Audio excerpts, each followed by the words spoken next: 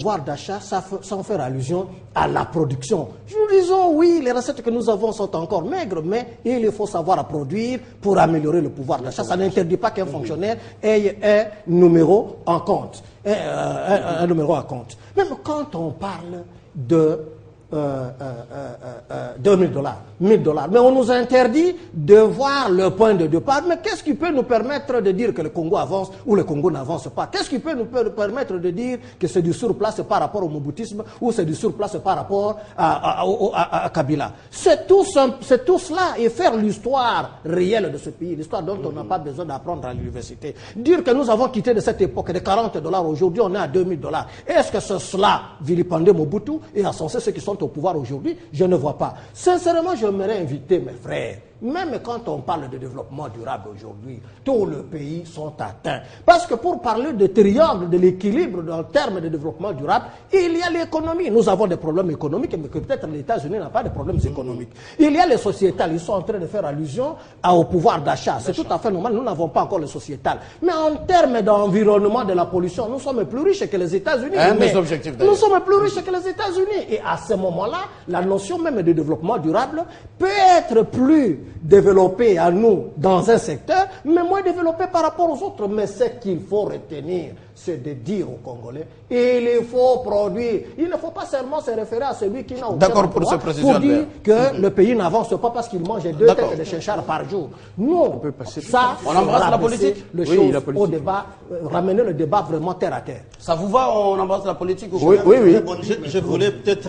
30 secondes, d'accord. Moi, je voulais dire ceci à cher ami Albert Dieka, que dans toute dialectique, parce que quand on parle comme scientifique, il faut toujours parler des bases dialectiques. Il y a la thèse, il y a l'antithèse, il y a une synthèse. Je voulais vous inviter à un débat de fond, pas de la superficie, en vous disant que ce que vous dites là, nous l'acceptons.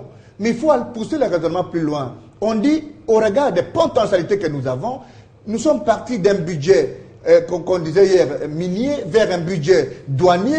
Il faut une volonté politique pour impulser ce développement. Les Congolais vivent... Non, vous voulez qu'on fasse ce que les Congolais distribuons l'argent, on n'a qu'à les gens et les Congolais vivent avec $1 par jour. Cela ne peut pas nous conduire sur le chemin des OMD, et ça, c'est une vérité indéniable. Et donc, avec la volonté politique, on ne peut pas citer dans un pays un avion comme les Congolais, je l'ai entendu dire, les avions Bilokos, et même mettre le nom de musée et de patrie. Donc c'est un débat provisoire. Les avions ne sont pas dans les objectifs du millénaire. Allez-y. Un mot Ferdinand. Aujourd'hui, on a deux. Dans 25 ans, on les n'avait pas avions sont dans les objectifs du millénaire parce que c'est dissocial aussi. C'est dissocial, ça va ramener aussi des ressources dans le cadre du tourisme, dans les trésors publics. Donc, ça fait partie aussi. Je voulais simplement revenir sur ce que David a dit. Et là, j'étais sérieusement malheureux parce que lorsqu'il vante à la période de Mobutu, et ici je rappelle qu'on est en train de parler de progrès. On doit avoir donc des points de repère. Le point de départ, c'est lequel? Et on est où maintenant? Parce que j'ai dit, lorsqu'on s'est inscrit dans ces objectifs-là, et on a eu les statuts des pays pauvres très endettés. C'était par qui? À 2000. Pour qu'on soit inscrit au programme PPT. C'était par qui? C'était pas ces régimes-là. On l'a hérité de ces régimes. Je ne crois pas qu'il faille qu'on vante. Maintenant qu'on est en train de faire des pas vers l'émergence, je ne crois pas qu'on faille vanter encore les statuts où on était un pays pauvre, très endetté. Faute de temps. Dans 6 minutes, on ne va pas parler à Séni. On reste, on prend ce sujet. Prenons le troisième point qui parle de la promotion de l'égalité des sexes et autonomisation de la femme. Y a-t-il y avancé? Est-ce que les femmes ont droit au chapitre en République démocratique du Congo? On conclut chacun en 2 minutes. Chacun. Qui commence? Je commence. Oui, d'accord. Je commence en disant, Mathieu, que on aurait bien voulu qu'on parle de ce qu'on nous dit aujourd'hui de Congo Airways, mais on n'a pas le temps. Dans la fourchette de mes temps, je dis, c'est déjà un effort, mais les Congolais ne méritent pas ça. Encore qu'il n'y a pas trop de traçabilité dans l'ancien. On ne peut pas déplacer un chef d'État pour aller constater les déplacements de 2 Airbus et même de faire voyager des autorités. Parce que quand Korongo arrive ici, il n'y a pas de spectacle. quand Blackner de CA amène des Airbus, on n'y a pas de spectacle. C'est une honte étatique. On aurait parlé de la CENI, c'est quand même une cacophonie, je vous le dis, ultra transcendante, que de constater qu'il y a un débat. Mathieu, je suis dans la fourchette de mes temps. Mais il y a une thématique. Je vais en répondre. Qu'on ne puisse pas comprendre la cacophonie qu'il y a aujourd'hui entre un ministre national, Bahat Lukwebo, et messieurs les rapporteurs de la CENI. Ça, c'est une cacophonie, une poterie de pacotis, et les Congolais aiment être éclairés. En vérité, ça fait débat. Et ce que vous dites là ne fait pas nécessairement débat, parce que les Congolais savent qu'il n'y a pas d'objectifs du millénaire qui sont atteints. Je ne réponds pas que vous parlez du troisième objectif du millénaire, la parité. Il y a une volonté politique, parce que quand on est scientifique, c'est qu'il faut reconnaître ce qui marche. Ça, c'est vrai. OK? Autant je peux parler à Albert Dieka aujourd'hui du débat qu'il y a chez lui à Katakokombe, on y mettra un peu de scientificité, mais si on parle de la relance au niveau de l'autonomisation de la femme, il y a des efforts au travers du chef d'État Joseph Kabila, mais qu'il y a une confusion permanente sur les concepts de parité. Je me rappelle même que Madame Lukiana, pendant qu'elle était ministre de la condition féminine, avait dit que la parité n'est pas une approche mathématique. C'est une révolution intérieure.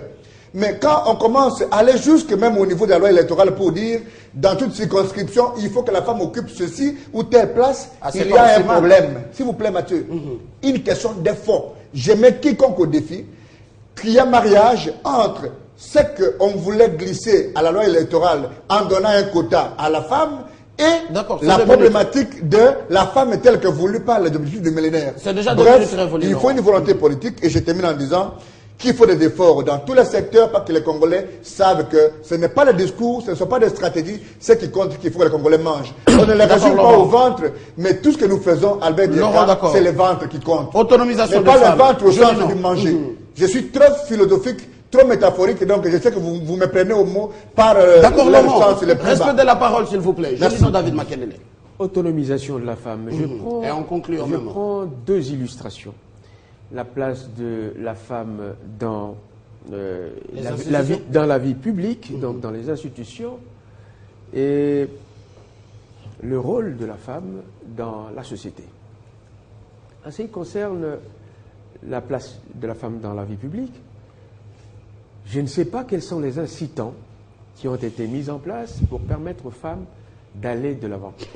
Encore que je suis contre, moi, toute volonté égalitariste. C'est-à-dire, et d'ailleurs les femmes qui ont conscience de leur rôle, parfois n'aiment pas qu'on leur attribue, si j'ose dire, des avantages qu'elles ne méritent pas. Tout simplement parce qu'elles sont femmes. Et que diriez-vous de ce Parlement rwandais où on retrouve 50% d'hommes et 50% de femmes? Pourquoi pas en RDC? Mais pourquoi pas? Mais on l'a déjà dit. On l'a déjà dit, on ne l'a jamais fait. Hein, voyez-vous? Et ici, moi, quand on voit ce genre, même dans les partis politiques, ce qui est terrible, dans les partis politiques, moi dans mon parti, je peux prendre que celui-là, quand vous prenez les organes de décision, chez nous, vous avez le secrétaire général Ewanga qui est un monsieur, à ce que je sache, et son adjoint, premier adjoint, c'est Loubaya, un monsieur. Vous avez Madame Tayeya, qui est le deuxième secrétaire. Vous avez Madame Babandoa, qui est tout ça.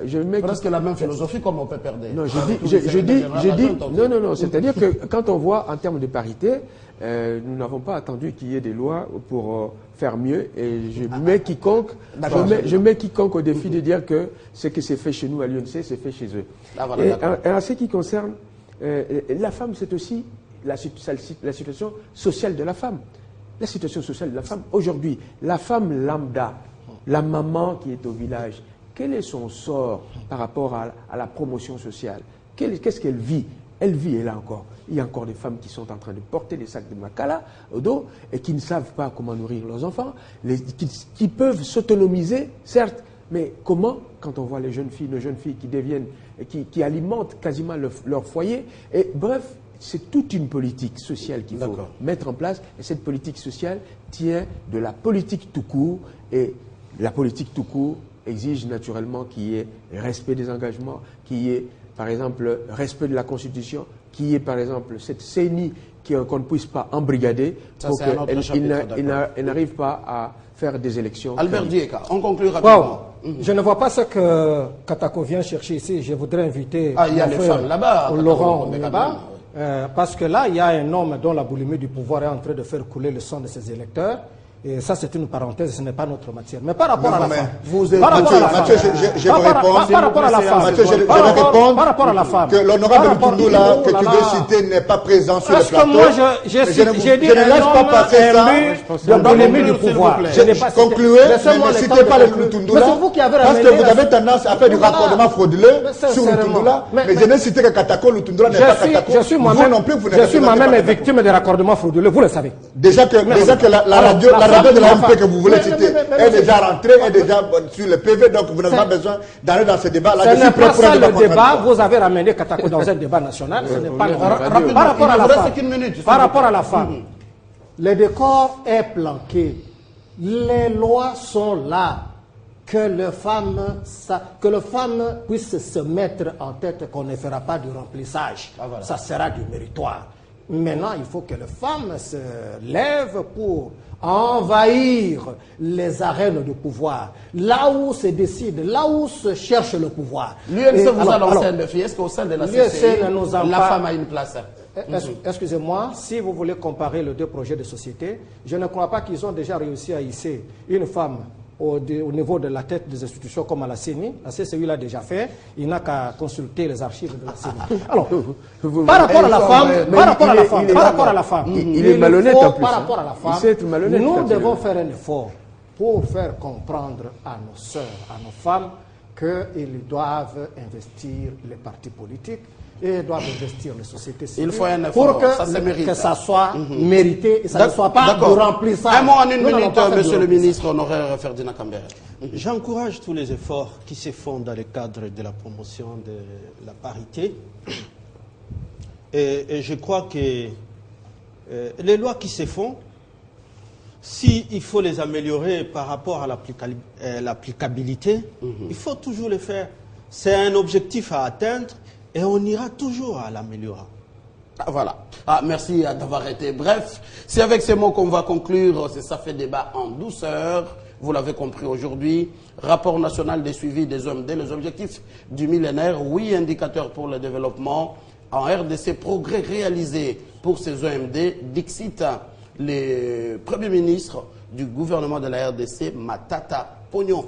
Merci à vous, Albert Dieka, vous êtes cadre au sein de la CCI, d'avoir répondu à notre invitation. Merci. Accompagné du côté du PPRD par Ferdinand Kambere, ministre honoraire de l'emploi en RDC et des affaires sociales. Merci de nous avoir honorés, d'avoir répondu à notre invitation. Merci. Jolino David Makelele, porte-parole de l'UNC, parti au sein de l'opposition. Merci d'être venu, Jolino. Merci beaucoup. Honorable Jolino. Et puis Laurent Onyemba, juriste, notre invité. Il est devenu invité maison. Merci également d'être venu. Merci, cher Mathieu. Mesdames et messieurs, merci de votre fidélité sur votre chaîne. Très bonne continuation.